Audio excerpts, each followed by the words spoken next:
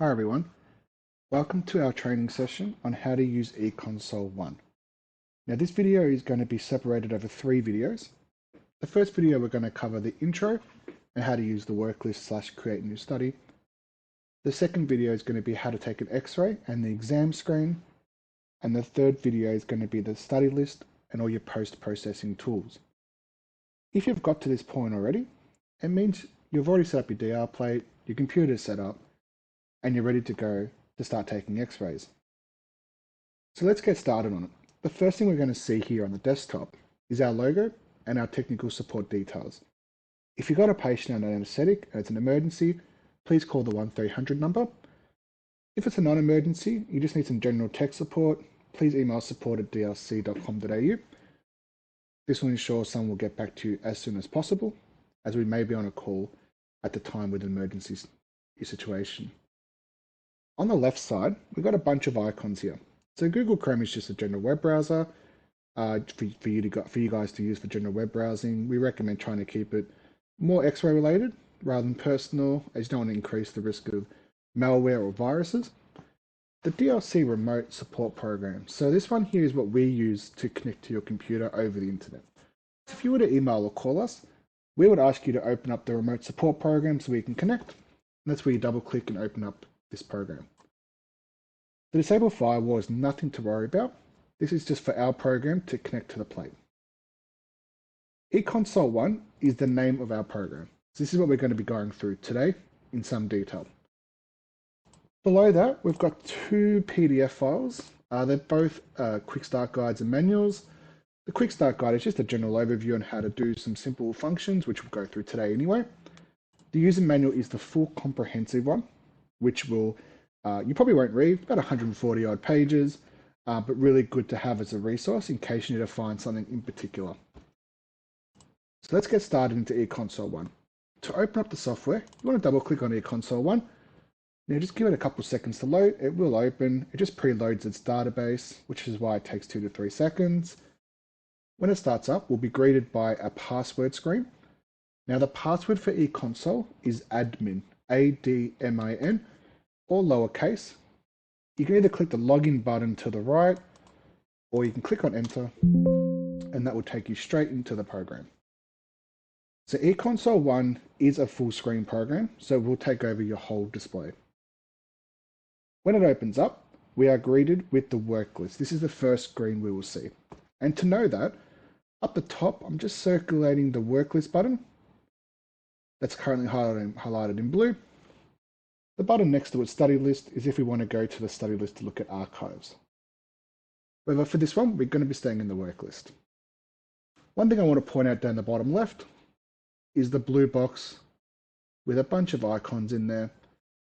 When it's all blue, this is the quickest way to indicate that our plate is connected to the computer and we are ready to go.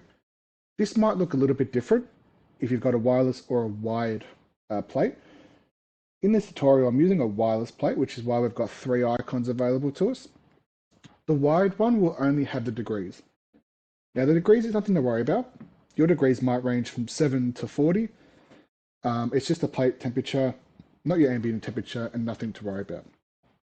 Wireless, though, the first one we're circulating here is the battery. So we can see we've probably got about 50% battery left on our plate.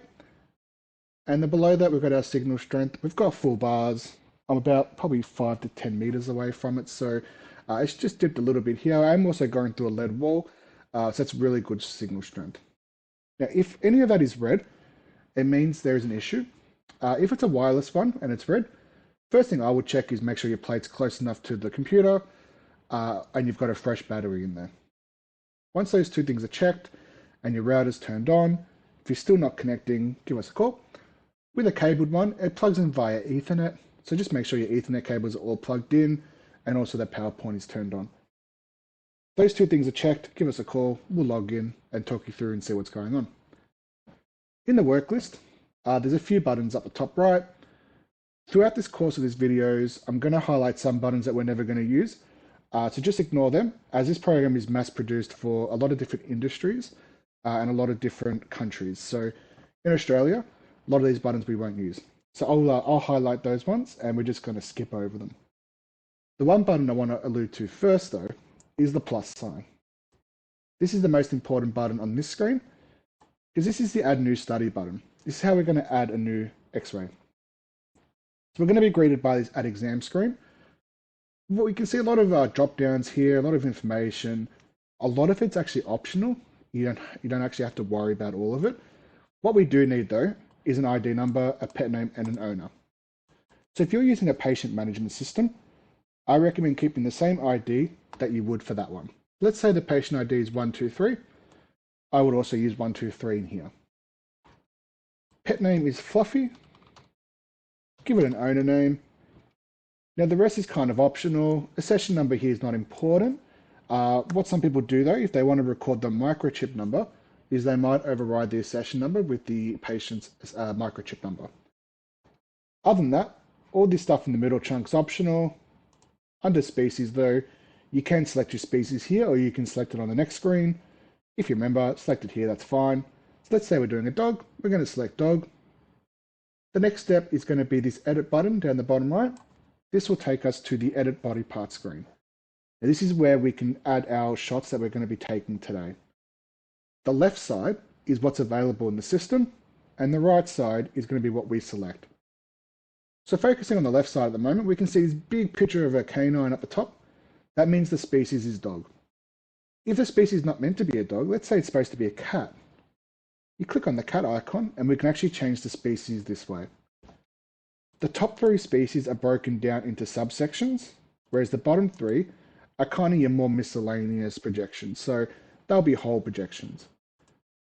However, let's say we're working on a dog. This is going to be split up into different body parts. So the first thing is, let's say we want to do an abdomen lateral.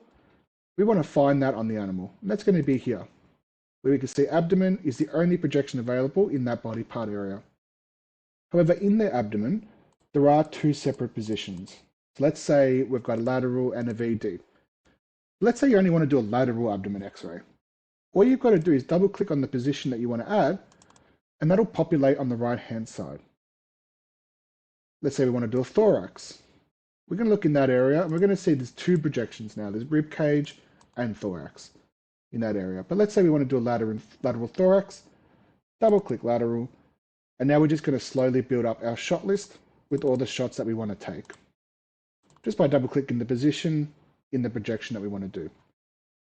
On the right hand side though, if you made a mistake, and let's say mandible was a mistake, you want to delete it, click on mandible, click on the delete button, and that will remove it.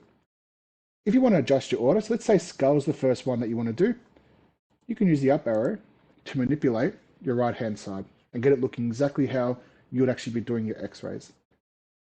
When you're finished, click on the OK button, takes you back to this screen, but now we can see that middle area has actually populated with those projections that we selected. So from here we've got 3 buttons. We've got the OK button, the exam button, and the cancel button. They're all down the bottom here. The difference between these buttons, the OK button will take what you've created and pop it into the work list for later. So let's say, for example, 9 o'clock in the morning you come in, you want to create your study, you can create it, pop it into your work list. Say fast forward 4 to 5 hours when Fluffy comes in, you can just double click that work list item and start taking your x-rays. You don't need to create it. Or if you're creating it on the fly, you can click on the x-ray, the exam button, and that'll take you straight to the x-ray screen, ready to take your x-rays. If you've got this far but you've changed your mind, you don't want to do it anymore, click on cancel. That will disregard any changes. And so for this purpose, we're going to push the OK button because now we can see that study has created in our work list. So if we were to fast forward 3 to 4 hours, Fluffy's come in for the x-rays, we can just double click that line and that will take us straight to the x-ray screen. Before the x-rays though, if you notice there's a mismatch in its details, so you spelt the name wrong or the ID number is wrong, you can still edit it by clicking the pencil in the top right. You can still edit any of that information.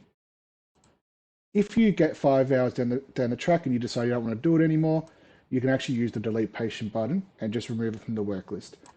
Now, if Fluffy was an existing patient, so let's say you did some x-rays on Fluffy 6 months ago, deleting this work list item will not delete it in the study list, so it'll always remain there.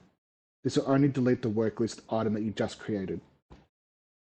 As I mentioned at the start of the video, it's going to be a few buttons you're not going to use. That's going to be these two buttons, so just completely ignore them.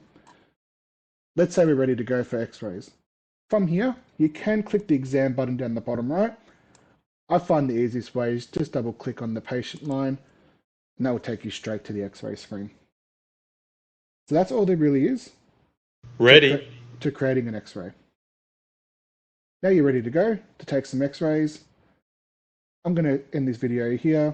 We're going to start the second video on how to take x-rays. Hope you found the first video informative, and I'll catch you in the next video.